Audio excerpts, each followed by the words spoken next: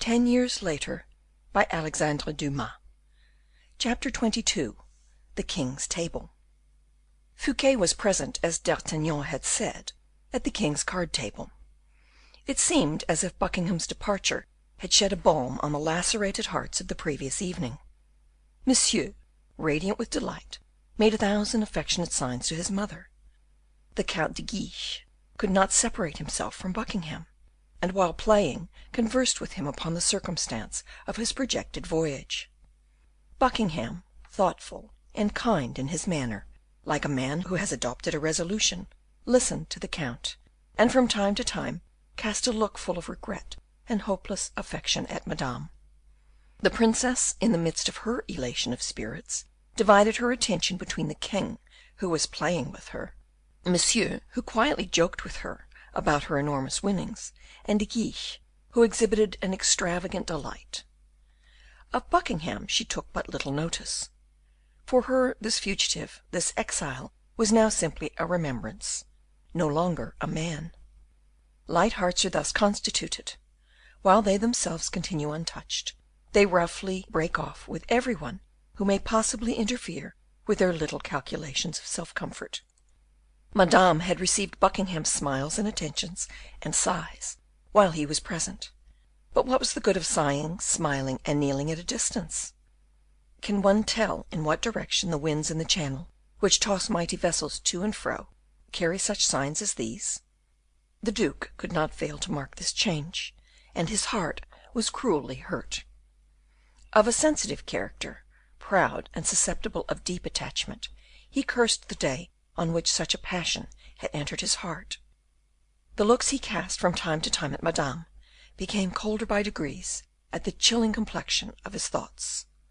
He could hardly yet despair, but he was strong enough to impose silence upon the tumultuous outcries of his heart. In exact proportion, however, as Madame suspected this change of feeling, she redoubled her activity to regain the ray of light she was about to lose.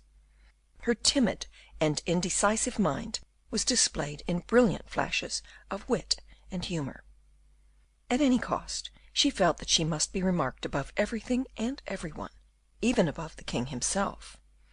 And she was so, for the queens, notwithstanding their dignity, and the king, despite the respect which etiquette required, were all eclipsed by her.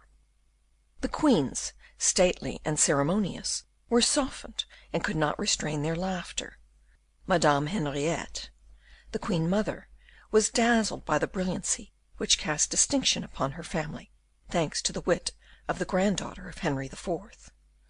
The king, jealous as a young man and as a monarch of the superiority of those who surrounded him, could not resist admitting himself vanquished by a petulance so thoroughly French in its nature, whose energy more than ever increased by English humour. Like a child, he was captivated by her radiant beauty, which her wit made still more dazzling. Madame's eyes flashed like lightning. Wit and humour escaped from her scarlet lips, like persuasion from the lips of Nestor of old. The whole court, subdued by her enchanting grace, noticed for the first time that laughter could be indulged in before the greatest monarch in the world, like people who merited their appellation of the wittiest and most polished people in Europe. Madame, from that evening, achieved and enjoyed a success capable of bewildering all not born to those altitudes termed thrones, which, in spite of their elevation, are sheltered from such giddiness. From that very moment Louis XIV acknowledged Madame as a person to be recognized. Buckingham regarded her as a coquette, deserving the cruelest tortures, and De Guiche looked upon her as a divinity. The courtiers as a star whose light might some day become the focus of all favour and power. And yet Louis XIV, a few years previously, had not even condescended to offer his hand to that ugly girl for a ballet, and Buckingham had worshipped this coquette on both knees. De Guiche had once looked upon this divinity as a mere woman, and the courtiers had not dared to extol this star in her upward progress, fearful to disgust the monarch whom such a dull star had formerly displeased. Let us see what was taking place during this memorable evening at the king's card table. The young queen, although Spanish by birth, and the niece of Anne of Austria, loved the king, and could not conceal her affection. Anne of Austria, a keen observer, like all women, and imperious, like every queen, was sensible of Madame's power, and acquiesced in it immediately, a circumstance which induced the young queen to raise the siege and retire to her apartments. The king hardly paid any attention to her departure, notwithstanding the pretended symptoms of indisposition by which it was accompanied. Encouraged by the rules of etiquette, which he had begun to introduce at the court as an element of every relation of life, Louis XIV did not disturb himself. He offered his hand to Madame without looking at Monsieur, his brother, and led the young princess to the door of her apartments. It was remarked that at the threshold of the door his Majesty, freed from every restraint, or not equal to the situation, sighed very deeply. The ladies present, nothing escapes a woman's glance, Mademoiselle Montalais, for instance, did not fail to say to each other, "The king sighed," and "Madame sighed too." This had indeed been the case. Madame had sighed very noiselessly, but with an accompaniment very far more dangerous for the king's repose. Madame had sighed, first closing her beautiful black eyes, next opening them, and then, laden as they were with an indescribable mournfulness of expression, she had raised them towards the king, whose face at that moment visibly heightened in colour. The consequence of these blushes, of those interchanged sighs, and of this royal agitation was, that Montalais had committed an indiscretion which had certainly affected her companion, for Mademoiselle de la Valliere, less clear-sighted perhaps, turned pale when the king blushed, and her attendance being required upon Madame, she tremblingly followed the princess without thinking of taking the gloves which court etiquette required her to do. True it is that the young country girl might allege as her excuse the agitation into which the king seemed to be thrown, for Mademoiselle de la Valliere, busily engaged in closing the door, had involuntarily fixed her eyes upon the king, who, as he retired backwards, had his face towards it. The king returned to the room where the card tables were set out. He wished to speak to the different persons there, but it was easy to see that his mind was absent.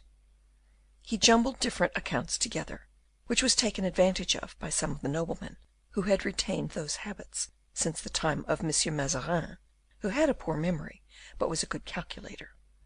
In this way, M. Manicamp, with a thoughtless and absent air, for M. Manicamp was the honestest man in the world, appropriated 20,000 francs, which were littering the table, and which did not seem to belong to any person in particular.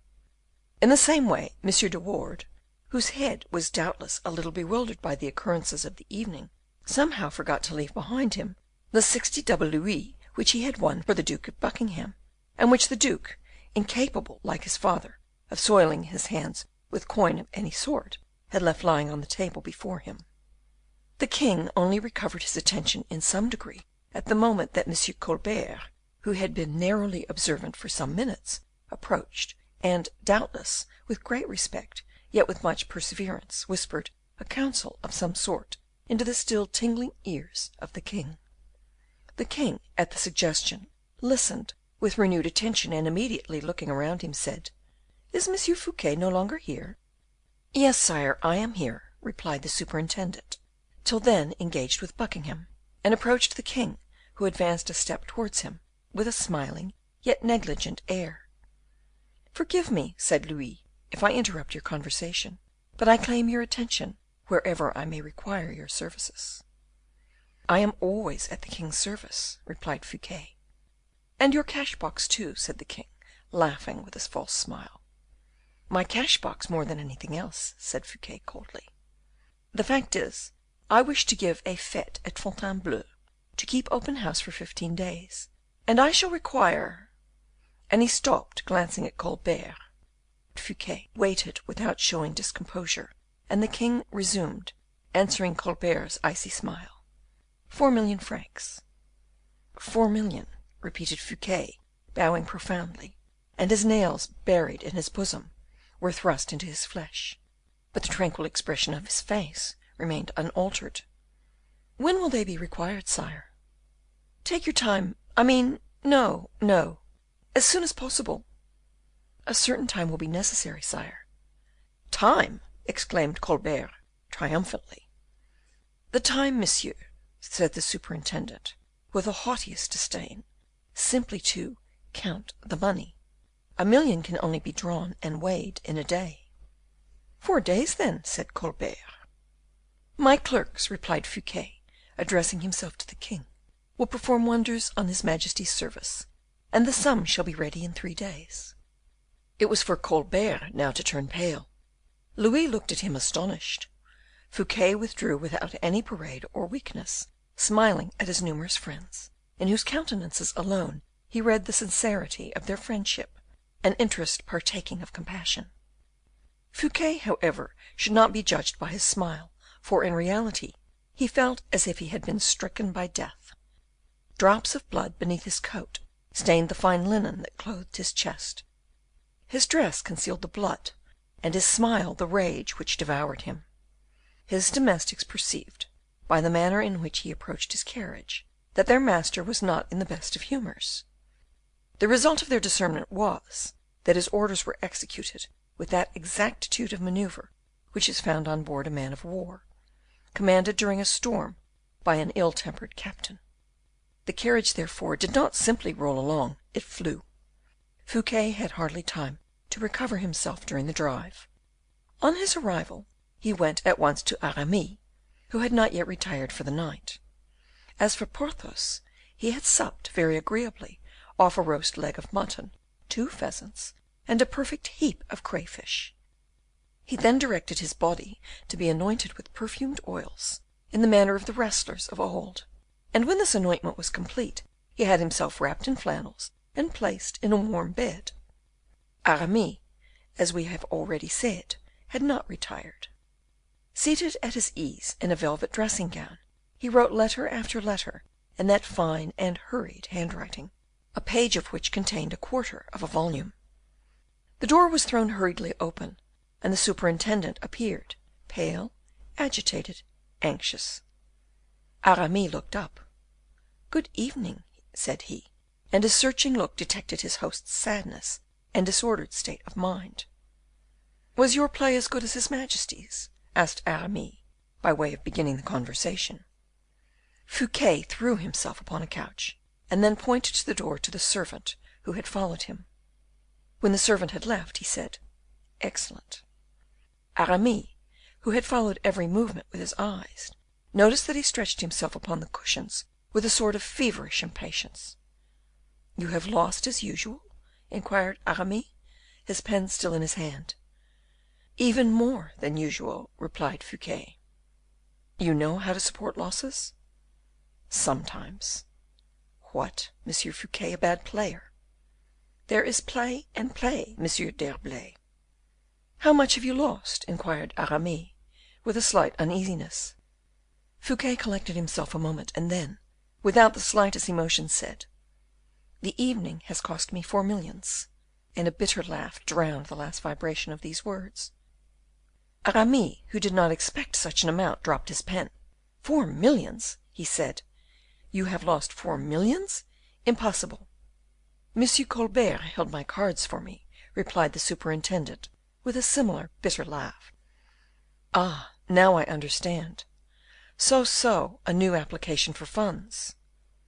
"Yes, and from the king's own lips. It was impossible to ruin a man with a more charming smile. What do you think of it?" "It is clear that your destruction is the object in view." "That is your opinion?" "Still. Besides, there is nothing in it which should astonish you, for we have foreseen it all along."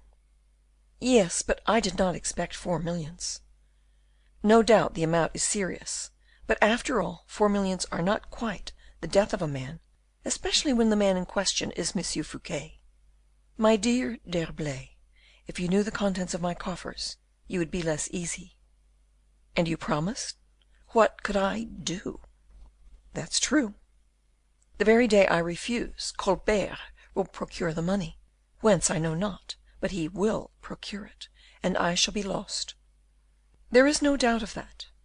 In how many days did you promise the 4 millions?" "In 3 days.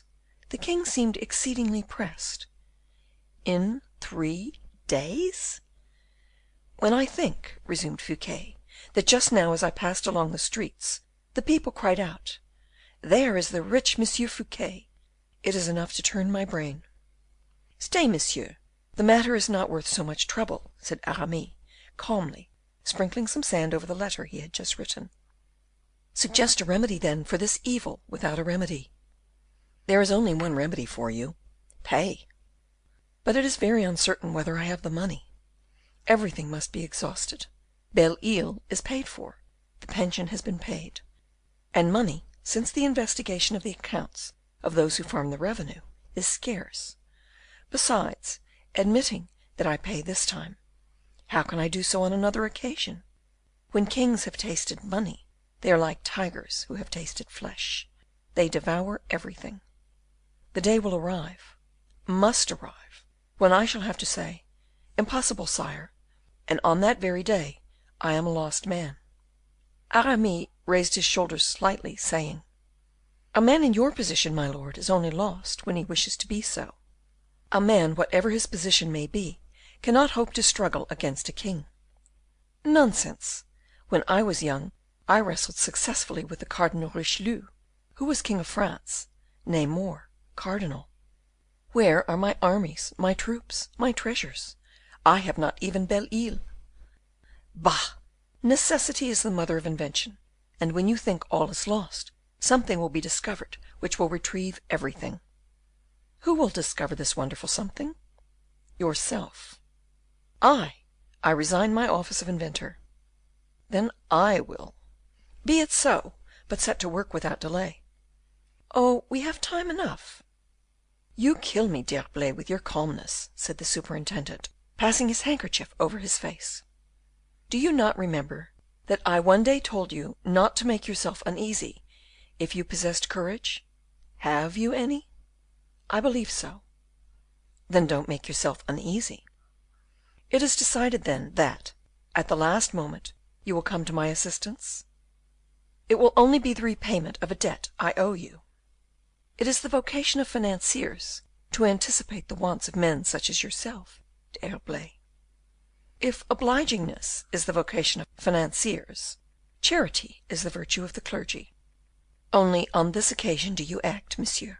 You are not yet sufficiently reduced, and at the last moment we will see what is to be done." "We shall see, then, in a very short time." "Very well. However, permit me to tell you that personally I regret exceedingly that you are at present so short of money, because I myself was about to ask you for some." "For yourself?" "For myself, or some of my people, for mine or for ours." "How much do you want?" "Be easy on that score, a roundish sum, it is true, but not too exorbitant." "Tell me the amount." 50,000 francs." "Oh, a mere nothing. Of course one always has 50,000 francs. Why the deuce cannot that knave Colbert be as easily satisfied as you are, and I should give myself far less trouble than I do. When do you need this sum?" "Tomorrow morning." "But you wish to know its destination?" "Nay, nay, chevalier, I need no explanation." "Tomorrow is the 1st of June." "Well?" "One of our bonds becomes due." "I did not know we had any bonds." "Certainly, tomorrow we pay our last third installment." "What third?" "Of the 150,000 francs to Baisemeaux." "Baisemeaux! Who is he?" "The governor of the Bastile." "Yes, I remember. On what grounds am I to pay 150,000 francs for that man?" "On account of the appointment which he, or rather we, purchased from Louviere and Tremblay." "I have a very vague recollection of the matter." "That is likely enough, for you have so many affairs to attend to. However, I do not believe you have any affair in the world of greater importance than this one." "Tell me, then, why we purchased this appointment." "Why, in order to render him a service in the first place, and afterwards ourselves." "Ourselves? You are joking." "Monseigneur, the time may come when the governor of the Bastile may prove a very excellent acquaintance." I have not the good fortune to understand you, D'Herblay." "Monseigneur, we had our own poets, our own engineer, our own architect, our own musicians, our own printer, and our own painters. We need our own governor of the Bastile." "Do you think so?" "Let us not deceive ourselves, Monseigneur. We are very much opposed to paying the Bastile a visit," added the prelate, displaying beneath his pale lips teeth which were still the same beautiful teeth so much admired 30 years previously by Marie Michon. "And you think it is not too much to pay 150,000 francs for that? I thought you generally put out money at better interest than that." "The day will come when you will admit your mistake." "My dear D'Herblay, the very day on which a man enters the Bastile, he is no longer protected by his past." "Yes, he is, if the bonds are perfectly regular. Besides, that good fellow Baisemeaux has not a courtier's heart. I am certain, my lord, that he will not remain ungrateful for that money, without taking into account, I repeat, that I retain the acknowledgments. It is a very strange affair, usury in a matter of benevolence. Do not mix yourself up with it, Monseigneur. If there be usury, it is I who practise it, and both of us reap the advantage from it. That is all. Some intrigue, D'Herblay." "I do not deny it." "And Baisemeaux an accomplice in it?" "Why not? There are worse accomplices than he. May I depend, then, upon the 5,000 pistoles to morrow?" "Do you want them this evening?" "It would be better, for I wish to start early. Poor Baisemeaux will not be able to imagine what has become of me, and must be upon thorns." "You shall have the amount in an hour. Ah, D'Herblay, the interest of your 150,000 francs will never pay my 4 millions for me." "Why not, Monseigneur?" "Good night. I have business to transact with my clerks before I retire." "A good night's rest, Monseigneur." "D'Herblay, you wish things that are impossible." "Shall I have my 50,000 francs this evening?" "Yes." "Go to sleep, then, in perfect safety. It is I who tell you to do so." Notwithstanding this assurance, and the tone in which it was given, Fouquet left the room shaking his head, and heaving a sigh. Chapter 23.